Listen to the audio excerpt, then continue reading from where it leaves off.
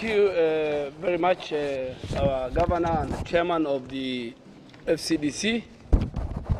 And I want to say at the onset that we are going to have resolutions of this conference that will be circulated and published.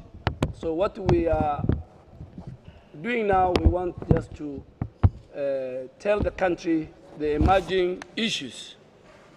Number one, and all the issues that Governor Roba has said, we are united on those issues, whether it is census, the economy, security, fighting terrorism, fighting radicalization, and fighting violent extremism. We will work with the national government, with all stakeholders, to make sure that Al-Shabaab will not have a foothold in our counties. We will be part and parcel of those who will protect the national security interests of our country. We value the lives of Kenyans. We value our country. On boundaries, we know as per the Constitution, there will be a boundary review that will come after the census. And we have heard of politicians saying, punguza mizigo. Our 10 counties, we want to make it very, very clear that, 15 counties, and the over 105 members of parliament and the county assemblies, we will not allow a single ward, a single constituency to be altered in the boundary review. We will not allow any of our 15 counties to be merged. We know the value of devolution. We voted for the 2010 Constitution because of, number one, devolution, and number two, those of us who are Muslims, because of the Qadi's court. So devolution is the savior of the pastoralist. We suffered under a centralized system of government. We will defend devolution. So boundary review, we are telling IEBC, you have the provision in law in the Constitution, you can postpone it, you can do it, but do not touch our counties. In Parliament, we will do whatever it takes to protect our wards. Our county assembly members, when the referendum or when that question comes to your county assembly, please reject all the 15 county assemblies that we represent. Number two is on equalization fund. Article 204 of the Constitution provides for equalization fund to be disbursed to the neglected and marginalized area. We are putting on notice the Minister for National Treasury. You cannot violate the Constitution. You cannot violate the PFM Act 2012. The money that is lying in the National Treasury, close to 45 billion, we will ask you to start sending that money to our counties so that it has projects and it will change the lives of our people. We will not allow impunity. People, as a country, we are fighting corruption.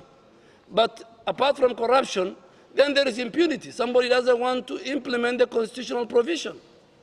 This constitutional provision has a timeline of 20 years. Now we are in the 9th year since the proclamation of the new constitution, and the money on equalization has not been released. Even the board of equalization, outside those who represent the national government, have not been formed. So we are telling Henry Rotich, as much as you will have issues with the dams, we are putting you on notice, and next week we will ask a member of parliament in the National Assembly to file a question, to ask the minister to appear before the Committee on Finance and Budget and explain why he is breaking the law. On education, we are giving priority to the education of our girls and the whole region. We have agreed, and most of our governors have built a teachers training college. We will do an affirmative action as leaders to make sure that we have more teachers, we have more colleges in our region. On women, our great ladies, pastoralist leadership, they have formed what we call the Pastoralist Women Caucus. They are over 27, and we want them to spearhead the agenda of women in our region. On the referendum, as I said yesterday, the referendum is not a property of anybody. It is provided for in the Constitution. You can either bring it through a parliamentary initiative, or you can bring it through a popular initiative, through the people. We will support our first question as pastoralists from 15 counties, we will file a question on the referendum, if it comes, on how to increase the resources that will come to the counties from the current 15% to 70%. We want 70% of the national revenue collected to come to counties. And we have no apologies to make. We voted for devolution. We have seen the fruits of devolution. And we want to support our governors. And they must take this to the Council of Governors. To the Council of Governors, we want that agenda to be there.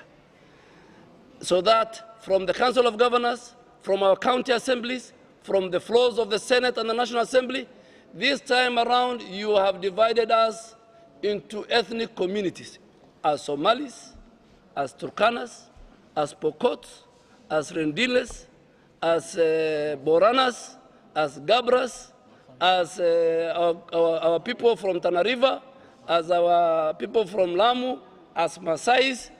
This time, when you see us, our tribe, our clan is called Wafugaji. Pastoralist. Wale wana fuga mifugo. And as I said yesterday, for you to become a pastoralist, you don't join the club by registration. In fact, if there is somebody we will admit very soon, because he has over 500 camels, and he has over 2,000, 3,000 cows, and 13,000 goats and sheep in Taveta, is President Uhuru Kenyatta. The rest of the other guys, they should go back to where the fish is, farming is done, and other places. So, in fact, if there is a person who is very close to become a pastoralist very soon, it's President Uhuru Kenyatta, because he has seen the value of livestock, and he keeps livestock.